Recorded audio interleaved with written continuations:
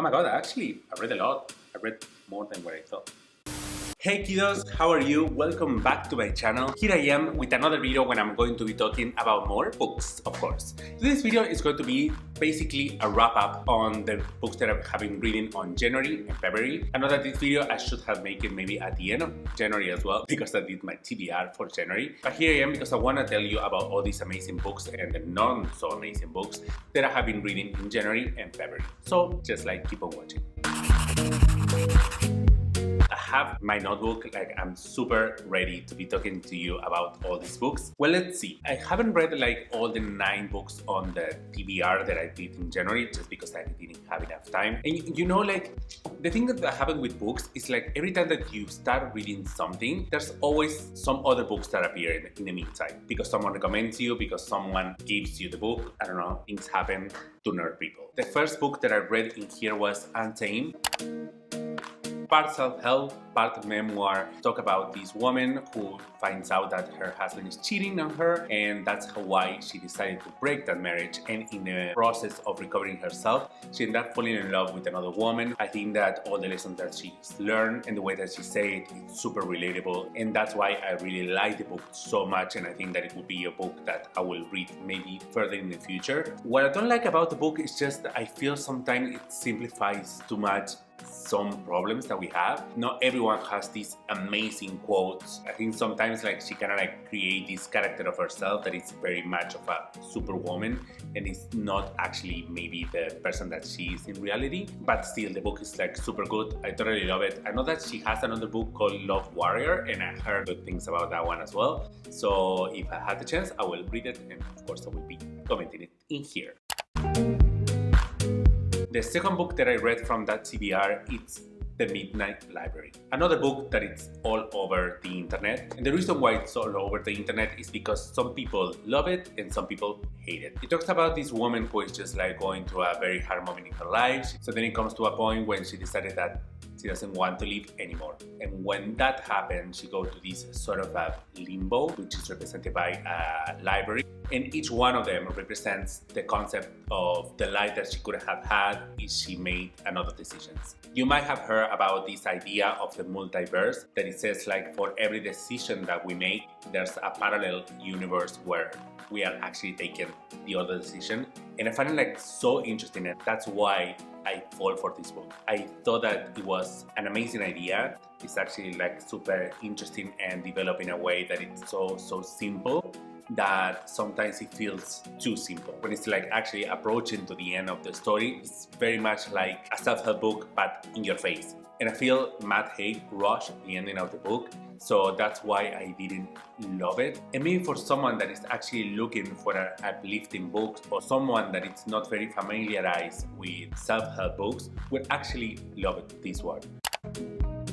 The third book that I read on this list was Felix Ever After. I actually make a whole blog about this book, so in case that you haven't seen it, that is going to be my full opinion. It's a really good book. It's a very uplifting story. I really like LGBTQ+ stories, and the way that it talks about the love life of this character and also all the feelings that it has. It's super cute, and I find it was just the type of book that I wanted to read. I absolutely love this one and will absolutely recommend you to read it, but of course I will also recommend you to watch that video. The fourth book that I read is The Paper Palace. This book is by Miranda Cowley-Heller, and it's part of Reese's book club. That's already a reason for me to read it. What do I think about this book? Well, the story follows Elle, who just goes to her summer house. So she goes with her family, yes, but she cheated on her husband and with the love of her life. She has to make a decision. Either she's going to stay with that lover or if she's going to stay with her husband. I think the plot was fascinating. That's why I was so driven into this book. But I find it was super slow in the beginning. Then after you go through the first 80 pages, I started loving the story. I started really liking the characters, and there's this dark side in the past of Elle that is actually the reason why she loved so much this other guy. Her lover is called Jonas. I wouldn't be able to sleep if I don't remember that. So once I started liking the characters, I found this book was super good. and I really wanted to know what was going to be that decision. That it's like really beautifully written.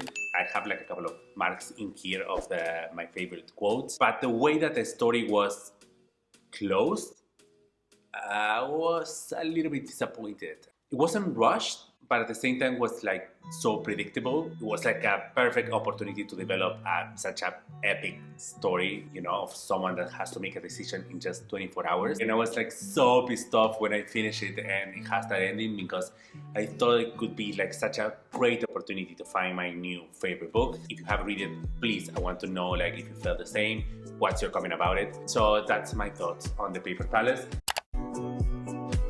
Then I read Ugly Love. That's the Colleen Hoover book. I actually just released a video last week about that. It follows this woman that falls in love with this guy who is very complicated and has a very complicated past, has a lot of issues, what actually encourages her to know more about him. Like, if The Paper Palace puts you in a reading slump, this one takes you completely out of it. I was like so craving this type of love story, and I'm such a sucker for love stories that I completely fall in love with this one. And if you haven't, please, please, please, and if you love romantic comedies or romantic love stories actually, just go for this one.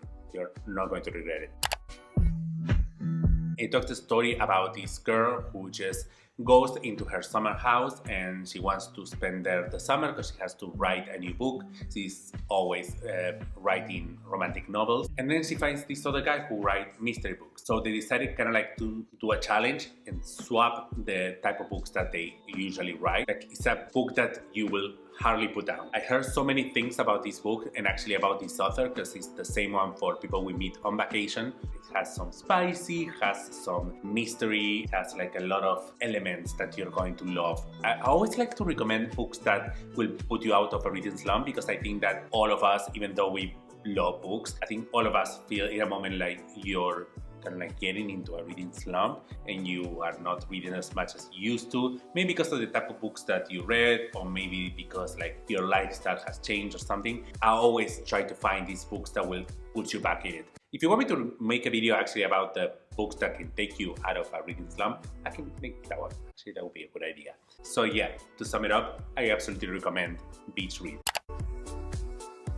And then from all these lovely books, I went like all the way to the 1 star. It's the first time that I can put a 1-star book on my list. It's the book from Jamie Lynn Spears, Things I Should Have Said About Britney. That's the way that it should have been called, because that's the only thing that she talks about. I make also a video of me reading that book in more details.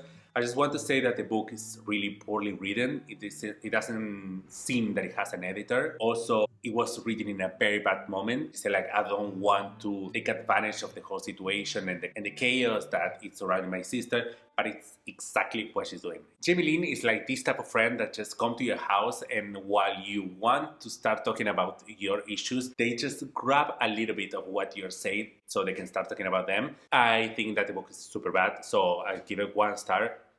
Don't recommend it at all. Yeah, I read it, so here it is. This book, well, the book is divided in 2 parts. It talks about social media and the impact that it has in our lives.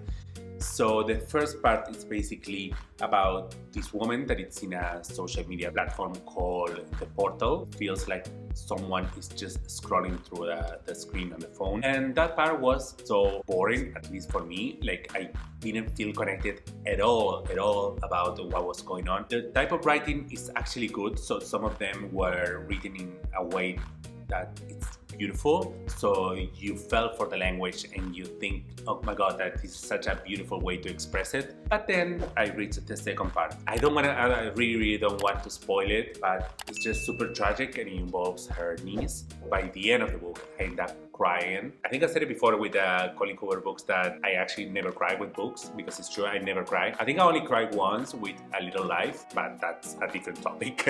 But with this one, I don't know, there was something that broke my heart. Really makes me think about the things that we post online. Sometimes we're so worried in our own problems that we don't care about what the other people are going through. So worth the reading. Totally recommend it. If you have, just please put it on the comment, because I would love to hear what you think about it.